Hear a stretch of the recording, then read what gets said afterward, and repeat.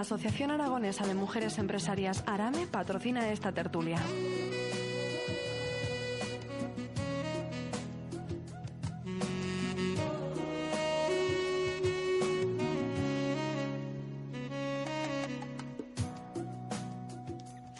Y en esta mañana nosotros decíamos, Dios no manda cosas imposibles, te invita a hacer lo que puedas. Esto dijo San Agustín, y seguro que el santo en estos tiempos añadiría nunca contra los demás.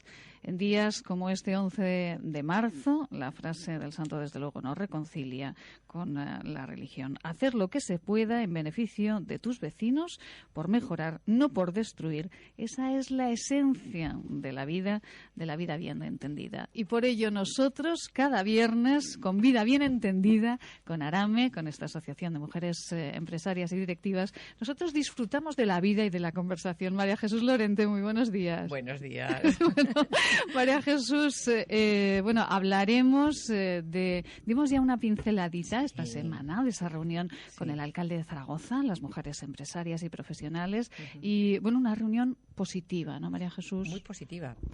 Muy positiva porque, bueno, nosotras lo que queremos es estar abiertas a todas las instituciones, tanto públicas como privadas. Queremos que conozcan la labor que venimos desarrollando desde hace más de 25 años, 26 en concreto, que se sepa en qué estamos trabajando, en dar visibilidad a las mujeres emprendedoras, empresarias, profesionales y gerentes, y que con la colaboración de todo el mundo, pues los proyectos se sacan adelante. No pedimos dinero, pedimos que nos escuchen, que nos apoyen y que nos den cabida en sus espacios. Y en ese sentido, pues la reunión fue muy positiva. Eso es muy importante, o sea, el que le den cabida a uno, ¿verdad? Y que le escuchen, eso ya es empezar a caminar, ¿no? Exactamente. Como decía el Quijote. Isabel La Huerta es tesorera de ARAME. Exacto. Muy buenos días, Isabel. Buenos días. Isabel, Buenos días. Vamos a hablar también en esta mañana de un asunto que a veces los que estamos delante de un micrófono, los periodistas, no terminamos de entender muy bien o no terminamos de descifrar los datos. Porque estos días, el Día de la Mujer Trabajadora, pues sindicatos, asociaciones, daban una serie de cifras. Decían que la mujer aragonesa ganaba un 24% menos que el hombre aragonés. Y María Jesús Lorente, con muy buen criterio ese mismo día, a mí nos explicaba a todos los oyentes que esos datos muchas veces no son reales y no sabemos explicarlos tampoco, ¿no, Isabel? Efectivamente, claro, llevar un control de lo que realmente sucede y la voluntad de las personas, es decir, las mujeres como tal tienen voluntad de trabajar y la crisis también les ha afectado muchísimo igual que a los hombres. Pero efectivamente, claro, eso da lugar a unos resultados que no siempre son los que podemos determinar como justos, ¿no? Yo creo que la mujer tiene que primero velar por un pleno empleo, igual que tiene que velar un hombre, efectivamente, pero sobre todo lo que destacamos en las mujeres es que aparte de conseguir el pleno empleo, podamos obtener lo que es con nuestras capacidades, que son muy grandes a nivel de inteligencia, de tesón, de constancia, de coherencia y de prudencia y muchas más cosas, alcanzar el liderazgo en proyectos empresariales y sociales. Y eso es en lo que queremos obtener el apoyo del entorno social y de las instituciones y del Estado. Esa es la fórmula para alcanzarlo, claro. Y además que bueno, cuando se dice, como me comentaba María Jesús, que la mujer aragonesa gana un 24% menos que el hombre aragonés, hay unos convenios colectivos, eso está cuadrado perfectamente. A ver, en términos de igualdad, un hombre y una mujer tienen que cobrar lo mismo por ley, es decir, los convenios colectivos marcan los mínimos exigibles, como salario mínimo interprofesional. Es decir, luego a partir de ahí, que efectivamente haya discriminación, pues porque una mujer puede trabajar o desarrollar en más tiempo el trabajo o trabajar más horas, hablando más claramente, trabajar más horas por el mismo precio, puede ser que sí en algunas ocasiones, porque la mujer siempre puede estar esperando que se le reconozca y esa es la debilidad que de alguna manera vamos arrastrando, ¿no? Pero eso a lo mejor para llegar a conseguir un empleo justo, para llegar a obtener una promoción, para llegar a obtener un contrato fijo, indefinido. Es decir, son siempre la batalla para llegar a conseguir algo. Y tenemos que a lo mejor demostrar mucho más que el resto, sobre todo que el hombre.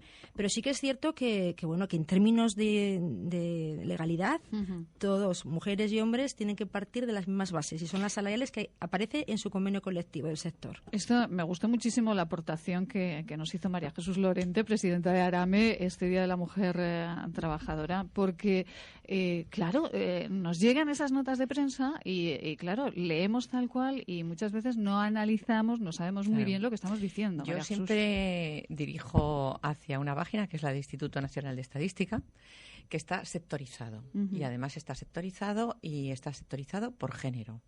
Entonces, claro, ahí ya vemos contratos a tiempo completo, contratos a tiempo parcial y luego por sectores, industria, química, agroalimentaria, administración. Bueno, pues nos llama la atención, y yo que me he dedicado a visualizarlo bien, que, por ejemplo, en el sector de la administración hay más mujeres, entonces, lógicamente, las diferencias salariales son en negativo para el hombre, es decir, es el hombre el que cobra un poquito menos, pues estamos hablando de un 2% o un 1,8%. Bueno, ¿qué ocurre? Que a lo mejor de cara a la galería, de cara a datos de estos, bueno, de llamar la atención, pues nos interesa mucho hablar de ese 24%, pero a mí me gusta que las cosas se digan siempre en su justa medida. Y además, como digo, desde el punto de vista empresarial, ¿no?, que es la parte que a mí me toca en este caso defender, oiga, si yo descubro que hay empresarios que por el hecho de ser mujer a una persona oficial primera, soldador, le voy a pagar menos, pues como decía en este momento Isabel, eso es denunciable, tiene que actuar de oficio la Inspección de Trabajo, y lo que vemos es que la Inspección de Trabajo, con convenio colectivo en mano y cogiendo los salarios y las nóminas, no pone denuncias a las empresas. ¿Dónde vienen esas diferencias? Insistimos, ¿quién hace los contratos a tiempo parcial? Las mujeres. ¿Quién no hace horas extras? Las mujeres. ¿Quién no hace nocturnidad? Las mujeres. ¿Quién no sale de viaje? Las mujeres. ¿Quién no tiene dietas y pluses de disponibilidad? Las mujeres. ¿Quiénes tienen altibajos y picos en su contratación? Las mujeres. El hombre tiene una línea de antigüedad de 20 años y no ha faltado nunca, o si ha faltado es porque se ha roto la pierna jugando al fútbol. La mujer coge maternidad, coge excedencia, coge luego excedencias voluntarias para cuidar a los niños en verano, coge una excedencia para cuidar al suegro porque le van a operar. Son unos picos que a lo largo del año esa mujer al final no cobra el salario al 100%. Entonces, si el salario, la media, pues estamos hablando de unos 15 o 17.000 euros, pues resulta que el de una mujer es de 12.000, pero no es porque a igual trabajo le paguen lo mismo, es que es misma categoría profesional y jornada laboral, jornada, tipo de contrato y disponibilidad. Entonces, bueno, y sobre todo, insisto, donde verdaderamente está la desigualdad, y eso ya lo siento, pero no se dice, es en los mandos superiores hacia arriba, donde estamos fuera de convenio, donde tú coges a la mujer, la promocionas, la asciendes. Y bueno, por la forma de ser, que eso daría para otra charla de viernes, pues se sienta y fulanita, que la acabamos de ascender a jefa de sección. Y esto, bueno, ya no está dentro de convenio, es un cargo de libre disposición. Y, ¡ay, qué bien, qué alegría que hayan contado conmigo! Mientras que en condiciones normales un hombre pues dice, bueno, ¿y esto cuánto significa? Ahí vienen las diferencias salariales. Y hoy, en esta mañana, además de Isabel Huerta y María Jesús Lorente, tenemos con nosotros a Mar Martínez. Ella es secretaria de ARAME y abogada. Mar, muy buenos días. Buenos días. Bueno, estoy rodeada de abogadas. Esto es un lujo, ¿eh? Esto es una maravilla. Ningún problema esta mañana. Bueno, Mar Martínez también asentía todo lo que Isabel... sí, lo que pasa que en mi caso, en nuestro caso, vaya, este es un sector, la abogacía, en el que yo creo que no hay desigualdad. Somos bastante privilegiadas en ese sentido. De hecho, hace poco que ha sido nombrada la presidenta del Consejo General de la Abogacía, pues ha sido nombrada una mujer. Por lo tanto, no nos podemos quejar. No se pueden quejar. Cobramos lo mismo, abogados que abogadas, y en general en el sector de la justicia yo entiendo que no hay discriminación. Con Mar Martínez, bueno, ayer charlando un ratito, ¿verdad, Mar? Ayer por la tarde, con Mar Martínez podemos hablar de muchísimos temas, de muchísimos asuntos relacionados con la abogacía, también con el teatro, porque también soy actriz amateur. Mar Martínez también es actriz amateur, pero de asuntos de abogacía que habitualmente desconocemos bastante. Yo ayer le preguntaba a la señora Martínez porque hay un asunto, el de la nulidad matrimonial, que desconocemos mucho. Sí, la verdad es que bueno, es una materia un poquito desconocida, efectivamente. Yo soy abogada rotal.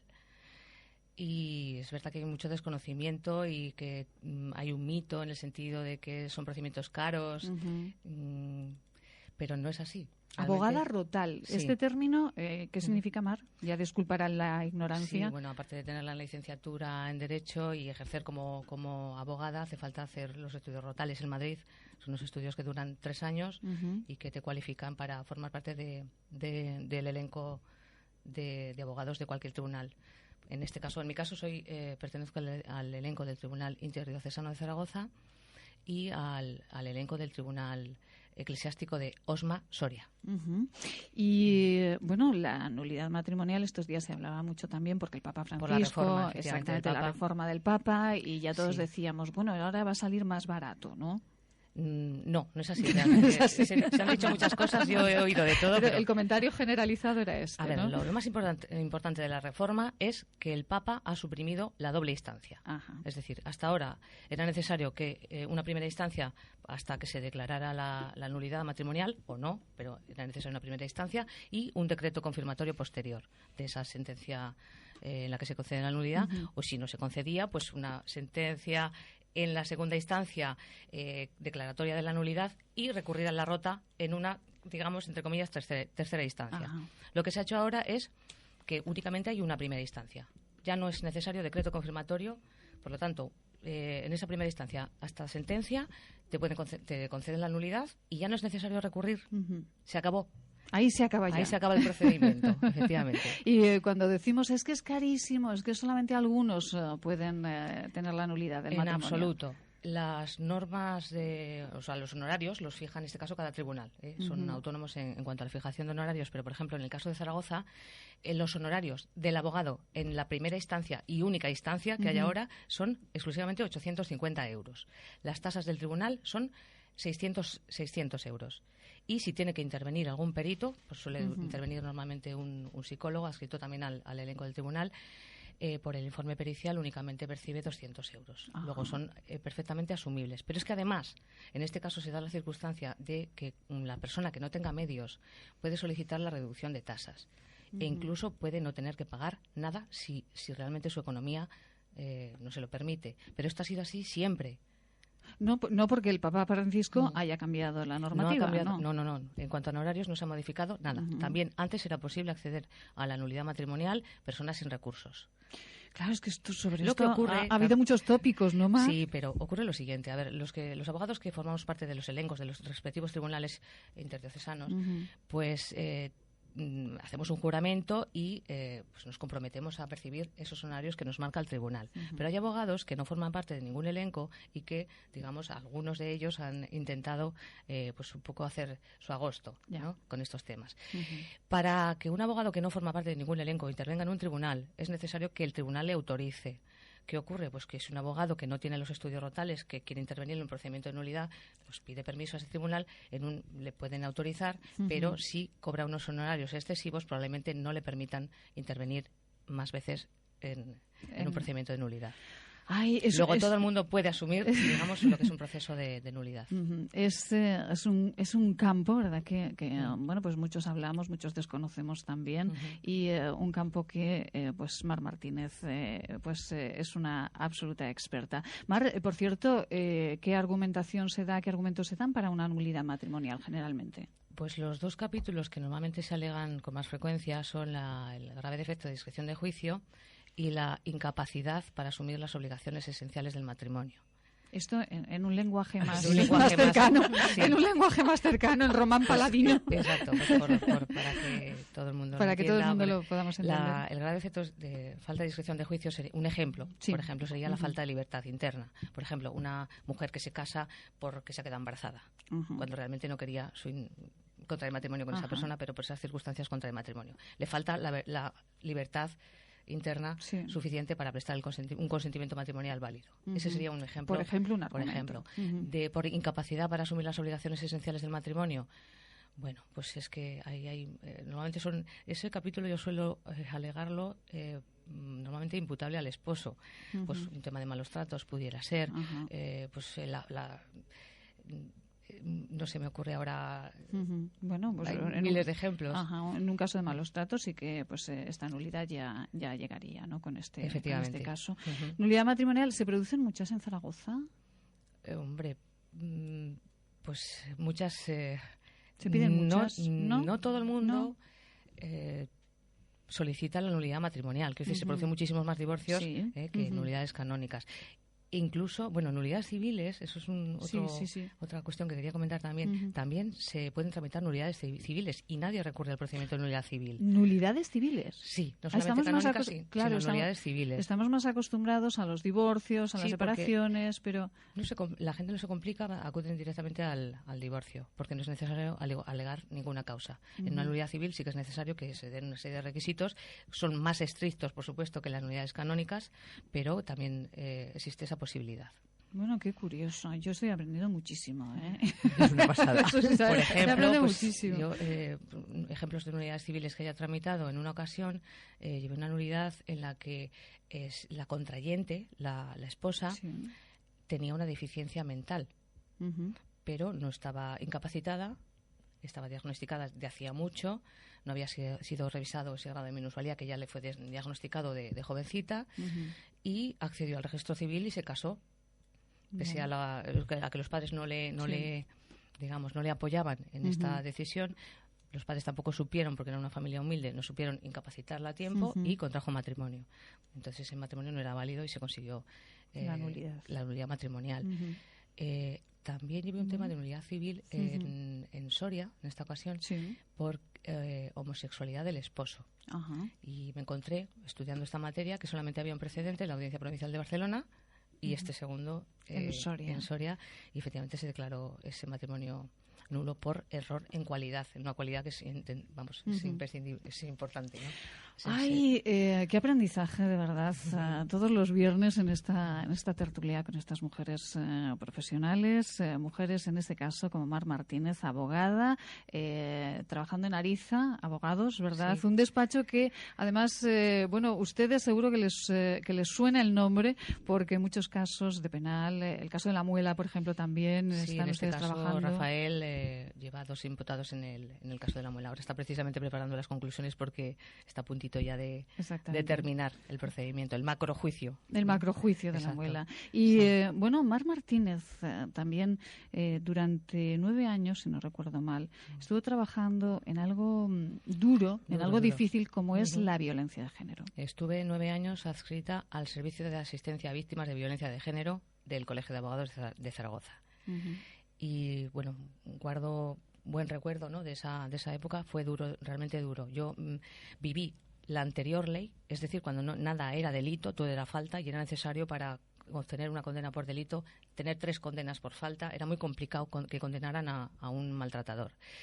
Con la reforma pues ya se vivió todo lo contrario y casi hasta nos pasamos un poco de frenada porque todo es delito, ¿no? Yo entiendo que hay cosas que podían encajar perfectamente en una falta, ¿no? Pero ahora se llama delitos leves. Bueno, o sea que me ha tocado ver de todo, desde lesiones menos significativas hasta lesiones que impresionan, Y también he vivido situaciones en las que una maltratada con un parte de lesiones que asusta, con posterioridad se ha reconciliado con su marido. Incluso después de condenado, a veces es necesario solicitar el indulto, eso es lo que hacemos en la práctica, para que puedan seguir conviviendo y que quede en suspenso la la pena.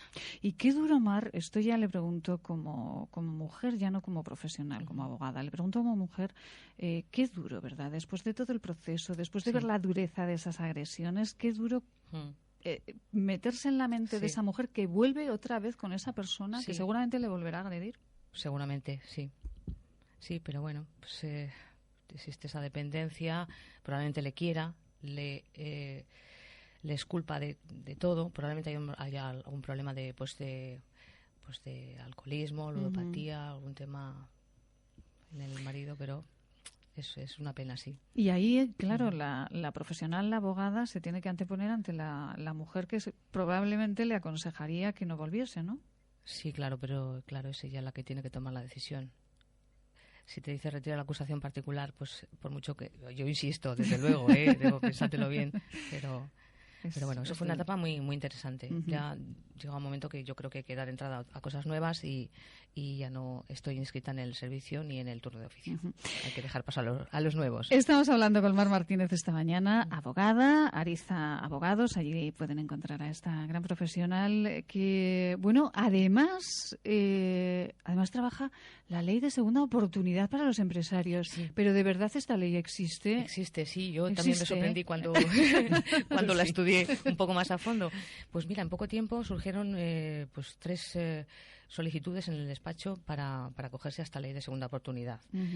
2 aquí y una en Soria. Y claro, empecé a estudiar el tema y me pareció interesante, ¿no? El típico autónomo que en estos años de atrás de la crisis puso un negocio, le ha ido mal, está endeudado, ahora está asumiendo los pagos como puede o ha dejado de asumir algún pago, está ahora mismo contratado por cuenta ajena, le empiezan a embargar la nómina, algún acreedor. Bueno, pues todo eso puede tener solución a través de esta ley. Entonces nos pusimos en marcha y ya estamos trabajando en ello, sí.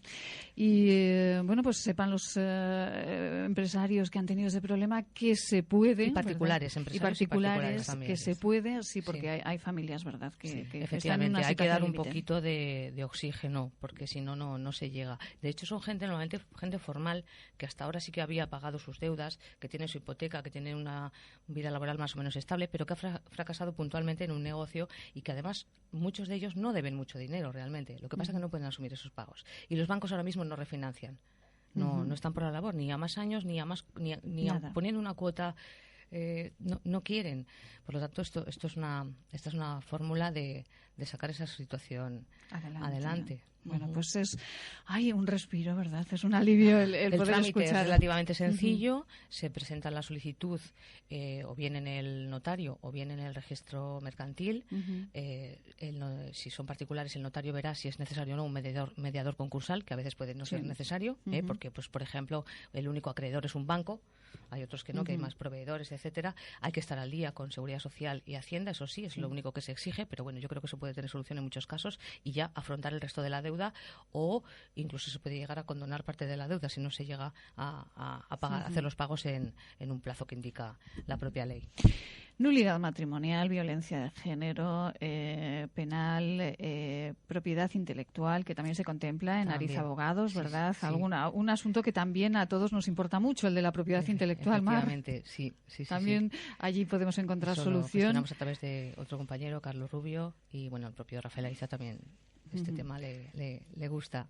La ley de segunda oportunidad y algo que nos encanta a todas las que estamos en esta mesa, y es que Mar Martínez es abogada, pero es actriz también amateur, ¿no? Del Colegio de Abogados de Zaragoza, del colegio. Señora. Sí, pues bueno, verás, ¿qué tal esta experiencia? Muy bien. Estamos encantados todos los miembros de la sección, la verdad es que sí. ¿Es el grupo de teatro? Sanivo, que es Sanivo es el patrón del Colegio de Abogados de Zaragoza y bueno, pues era un santo de la Bretaña francesa, ya que estamos lo cuento, porque mucha gente dirá, ¿y Sanivo quién es Sanivo? Pues digamos que fue el precursor, digamos, de la justicia gratuita, de que todas las personas sin recursos pudieran acceder a un abogado.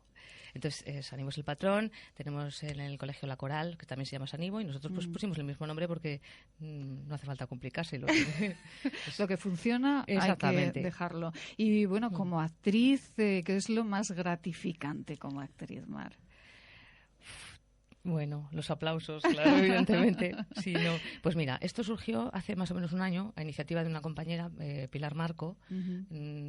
Fue ella la que nos convocó, se envió una circular a todos los colegiados para que les estuviera interesado en formar parte de en crear un grupo, una sección de teatro. Y efectivamente acudimos un grupo, de los cuales pues ahora mismo estamos creo que 9.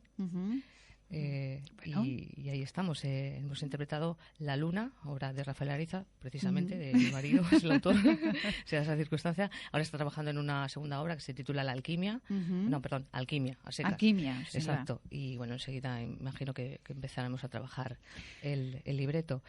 Bueno. Y hemos actuado en Borja, en Soria, aquí en Zaragoza en 3 ocasiones. Tenemos previstas varias actuaciones más. Pues iremos informando. Enhorabuena, Mar. Gracias. Iremos informando en este espacio de todas las actuaciones. Enhorabuena por esta carrera. Continuamos, desde luego, en el debate, en esta tertulia de todos los viernes con Isabel Huerta y con María Jesús Lorente. Pero una última pregunta, Mar. Mar Martínez, como abogada, tantos años de profesión, trabajando en campos a veces pues donde las emociones, los sentimientos Totalmente. Son muy importantes. ¿Qué es lo más hermoso que le ha dado la abogacía? Poder ayudar, fíjate, a las personas, eso es lo que más gratifica. Hay veces que pues te reúnes para ver si consigues llegar a un acuerdo y llegas a ese acuerdo y ese además coincide con lo que tú querías y el cliente está contento. Vamos, eso es lo que más me gusta, que el cliente esté satisfecho. Eso a mí, vamos, me llena. Y además le brillan los ojos cuando lo dice, así que es maravilloso, porque el sentir la profesión de esa manera, con esa pasión, es importantísimo. Sí. Mar, continuamos, vamos con unos consejos estupendos en esta casa y continuamos debatiendo en esta tertulia en la que hablamos de lo divino y de lo humano, nos ponemos más profundos, pero también sonreímos.